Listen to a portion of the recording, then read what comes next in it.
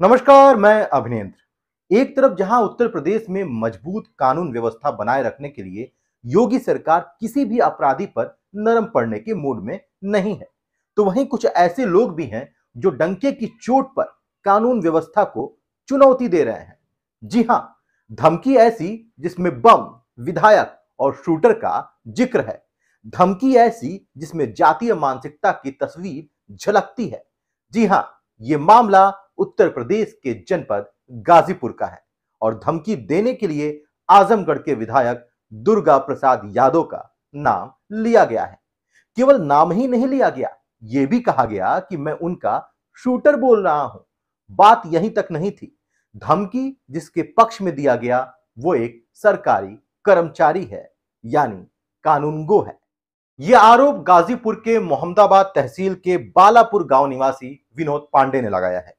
विनोद पांडे का कहना है कि बद्री राम नाम के व्यक्ति मेरे गांव के ही रहने वाले हैं। राजस्व विभाग में कानूनगो पद पर सैदपुर तहसील में कार्यरत हैं।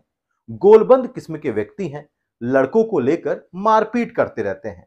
किसी महिला से विवाद है, छेड़छाड़ भी किया है इन्होंने और मुझे धमकी दे रहे हैं, जिसकी वजह से मैं दहशत में हूं। पहले सुनिए ये धमकी वाला ऑडियो। हाँ हेलो। हेलो। हाँ ए भैया, हाँ का हो गया? ऐसा है कि कानगो साहब का मामला खत्म कर दो। अरे हम हमसे का मतलब बा केहू का मामला के? देखा मतलब का बात ना आने तो बात बढ़ जाई।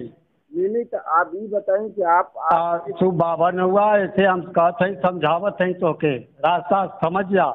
नहीं तो हमसे नहीं तू करोड़पति के घर का रहबा तब वो मारा वाला रही ना तो तुम्हारे रोड पर घसीट दे बाबा राम। नहीं तो आप ये बोला आप मत कहा अब। आप ये बोला था, नहीं बताएं। दुर्गा यादव के जानत हुआ आजमगढ़? हाँ हाँ हाँ। तो दुर्गा यादव को यहाँ अब दुर्गा यादव वहाँ यहाँ तो हम आए लनी है समझे खातिर MLA साहब भेजले रहा। अच्छा अच्छा। हाँ पर मान जा तो के कह दे समझा देते अब मान जा, बहुत परेशान कैला। ये बताएं कि हमसे का मतलब बा? तो से मतलब हो? अरे हमसे क्यों मतलब नहीं? उनके गांव में लौकिया मत बस। जब हम गाड़ी लेके बम आई ना हाँ तो कुछ ना रह पाई। ऐसा है ना भैया? हाँ कि हमसे कोई मतलब नहीं है इस मैटर में। आप जिससे पता लगाना हो लगा लीजिए, हमसे क्या मतलब है? तो काम कर रहे हो, बुराई चाहे भलाई तुम करते रहो, उसे हमसे मतलब नहीं है। बाकी कानगो जी का पीछा छोड़ दो, गलत नहीं, सारी झगड़ा तुम्हारी जरिए है।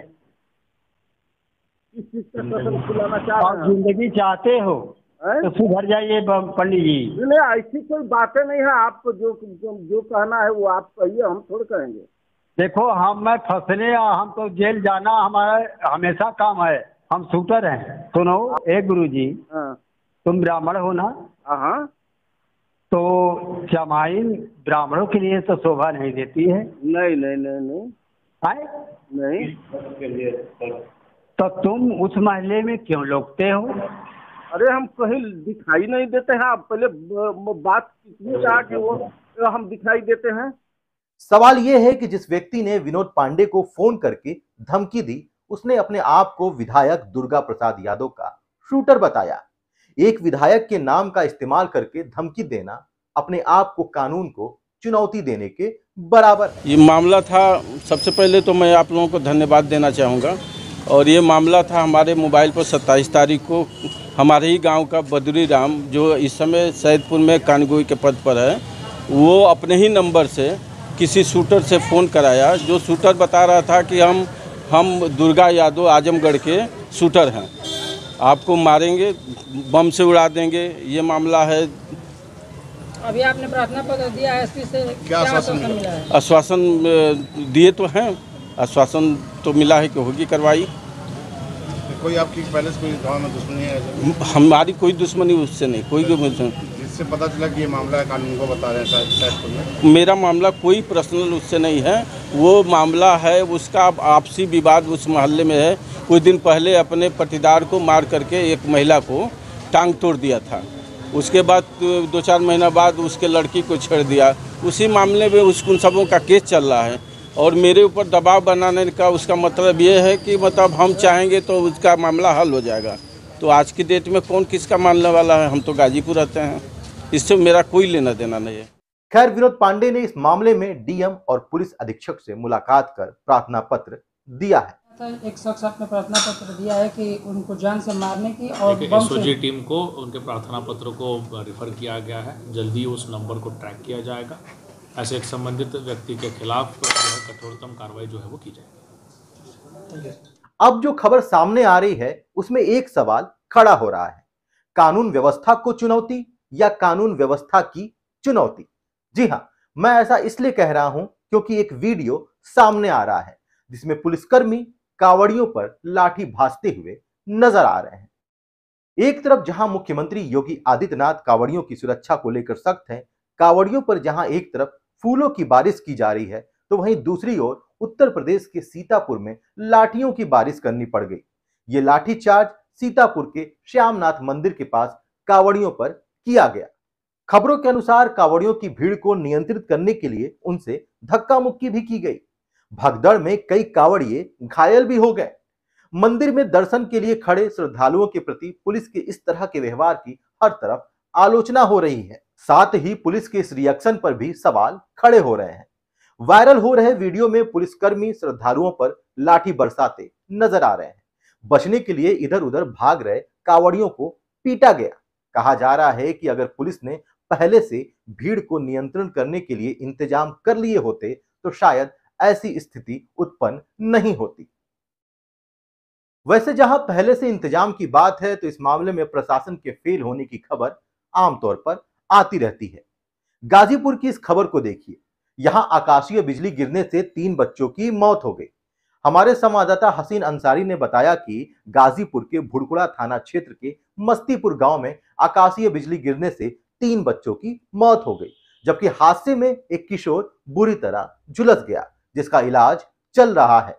भुड़कुड़ा क्षेत्र के मस्तीपुर गांव निवासी मुकेश पुत्र सुरेंद्र सरोज, जिसकी उम्र 13 वर्ष है, सागर सरोज पुत्र शीतला प्रसाद, जिसकी उम्र 15 वर्ष है, अभिषेक पुत्र मोती, जिसकी उम्र 12 वर्ष है, और आशीष पुत्र जितेंद्र, जिसकी उम्र 10 वर्ष है, गांव के बगल में मंगई नदी के किनारे पशुओं को लेकर चराने गए थे।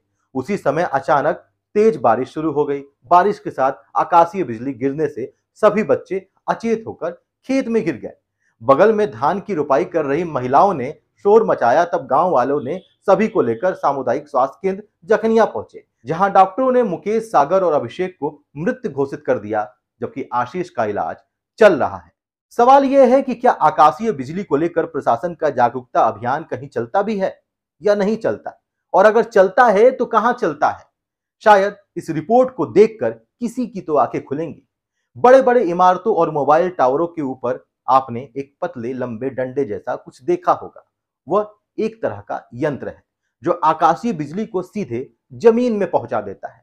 यानी मोटी भाषा में समझिए तो किसी को नुकसान होने की संभावनाएं कम हो जाती हैं। इस यंत्र को त्वरित चालक कहते हैं। इसमें बहुत खर्च नहीं आता, काफी किफायती दाम में काम हो जाता है। खबरों के अनुसार हाल ही में देश के अलग अलग हिस्सों में बिजली गिरने की खबरें आई थी।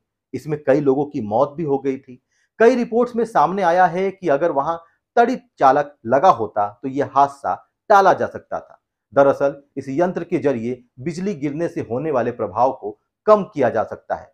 ऐसे में आप घर पर ही त्वरित चालक लगवाकर अपने घर पर बिजली गिरने से बचा सकते हैं। इसे लाइटनिंग रॉड या लाइटनिंग अरेस्टर भी कहा जाता है, जिसका हिंदी में नाम त्वरित चालक यंत्र है। यह कॉपर का बना होता है और इसे घर के ऊपर लगा दिया जाता है।